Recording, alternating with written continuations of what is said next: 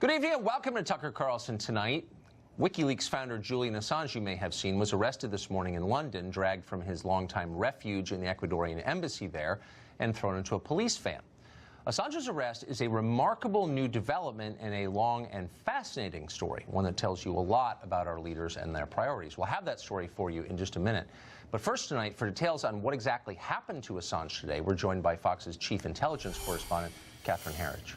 Well, thanks, Tucker. This 7-page Virginia indictment was filed in March 2018 and unsealed earlier today as WikiLeaks founder Julian Assange was arrested in London after Ecuador withdrew asylum. Assange spent 7 years in their embassy to avoid extradition to Sweden on a rape allegation. The indictment alleges that Assange engaged in a broad conspiracy with Chelsea Manning, a former intelligence analyst for the U.S. Army, to access classified information on Defense Department computers. WikiLeaks eventually posted thousands of classified Defense and State Department records.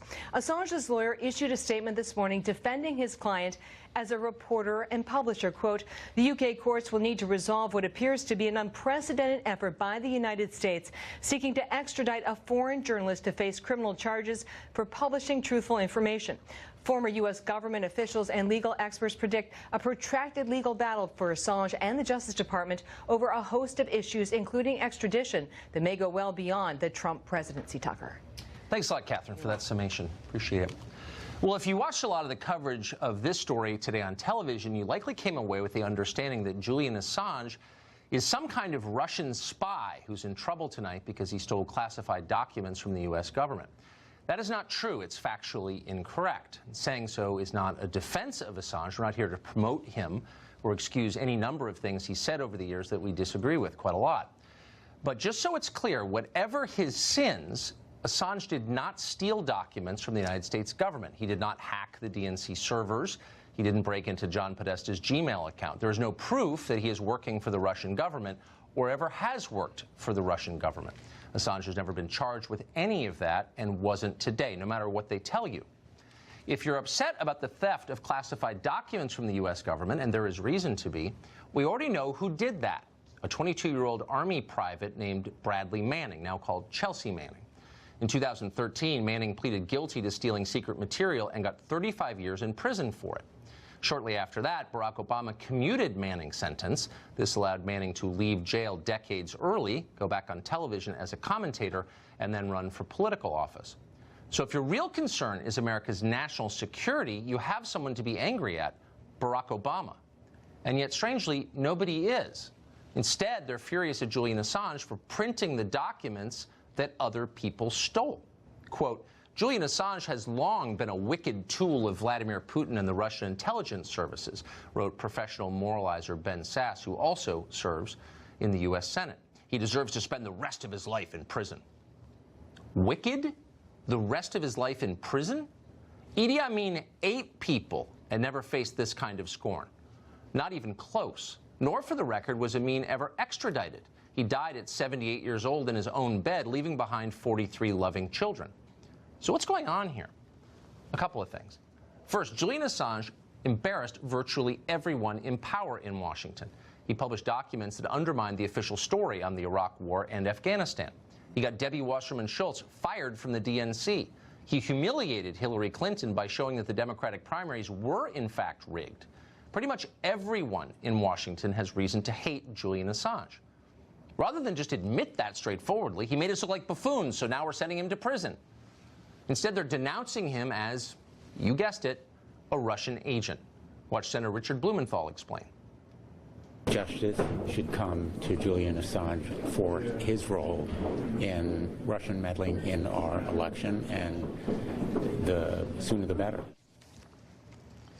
Okay, so once again, just to be totally clear, no one has ever shown that Julian Assange is a Russian agent. The indictment against him today does not say that. It doesn't mention Russia at all. But that has not stopped virtually every politician in Washington from repeating Senator Blumenthal's line, including many Republicans. Robert Mueller nearly killed the Russia collusion hoax. Julian Assange is allowing them to keep it alive. You'd think journalists would say something about this. Assange is, after all, one of them. What do you call a man who publishes news for a living? Assange is no sleazier than many journalists in Washington. He's definitely not more anti-American. He's broken stories the New York Times would have won Pulitzers for, and yet many of his colleagues have disowned him. Oh, please, wrote Alexia Campbell of Vox. Assange is no journalist. We know who he works for, meaning Russia. Julian Assange is not a journalist, explained Jelani Cobb of The New Yorker without actually explaining. Ken Delanian of NBC, who doesn't so much cover the national security state as write memos on its behalf, noted that, quote, many believe that if Assange ever was a journalist, those days ended a long time ago. At NBC, when they tell you many believe something, it means they believe it. So why all the hostility to Julian Assange? Well, we'll let former Democratic staffer and current CNN anchor Jim Sciutto explain. Assange's real sin was preventing Hillary Clinton from becoming president. He is central to several cases. He's central to Russian interference in the election. U.S. intelligence views him as a middleman, a cutout, that he was, in effect, part of this interference. He's central, too, to questions about what the Trump administration, or Trump campaign, I should say, knew prior to the release of those materials, right? What were the communications between Roger Stone, et cetera? It's possible that this is something President Trump himself is not particularly excited about. It's remarkable to watch this. It's bewildering, actually. There was a time not so long ago, really, when reporters didn't applaud the arrest of other journalists for publishing information. In 1971, the Washington Post and the New York Times published a trove of stolen classified documents about the Vietnam War. It was called the Pentagon Papers. Remember that? Liberals loved it. Books were written celebrating their bravery. As recently as 2011, the Washington Post saw the connection. Quote, a conviction of Julian Assange would also cause collateral damage to American media freedoms, a Post op-ed said that year. Quote, it is difficult to distinguish Assange or WikiLeaks from the Washington Post. And that's true. But that was before the Trump election and the total war that followed, a war in which the media have definitively chosen a side. Press freedom? Sure, as long as we agree with your politics. The First Amendment? Well, that all depends. Who'd you vote for? The guardians of speech are now the enemies of speech. The people charged with policing power are now colluding with power.